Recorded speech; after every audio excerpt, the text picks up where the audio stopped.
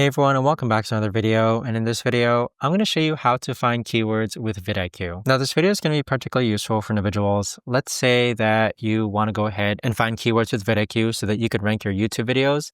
How do you actually go ahead about doing so? Now, if at any point during this video you decide to try VidIQ, I do invite you to check out my link down below in the description to see what promotions they currently have going on. Now, I have a YouTube channel which is getting around, I'd say, 400,000 views per month now, and I've been working in it very diligently with using VidIQ. I keep it very simple, and I think you'll like the way that I do it. So let's go into VidIQ, then click on Discover, then click on Keywords, and we'll say how to, let's say, Apple Watch. I usually type in like a phrase, and what happens is that I don't type the exact phrase I'm looking for, but let's type this in. I'll type in like the generic keywords that I want in my phrase. So if I want the word how to, and I want the word Apple Watch within the phrase.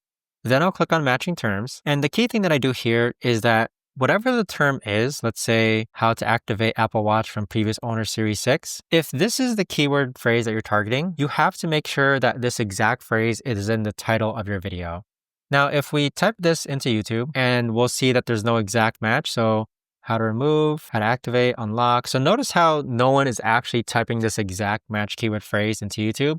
That means that this is going to be a good keyword that you can actually target. Now, keep in mind that when you click on matching terms, let's go back to how to Apple Watch. There's a lot of other metrics here I really don't keep into consideration. Like I look at the search volume, and I'll work with keyword phrases that have as low as like 1,000 search volume per month, and those will still do really well. Competition, overall score, number of words, all of that I really don't take into account. My keyword research process when it comes to YouTube, and again, this is me having grown a channel to around 400,000 views a month. All I do is just make sure I do exact match keyword matching when it comes to VidIQ. So whatever the exact phrase is on VidIQ just has to be in the title of your video. And if there's no other YouTube videos covering that topic, that would be ideal. But that right there, guys, is the best and easiest way that I know of to actually go ahead and do keyword research using VidIQ. If you guys know of a better, easier way to actually do this, let me know in the comments down below.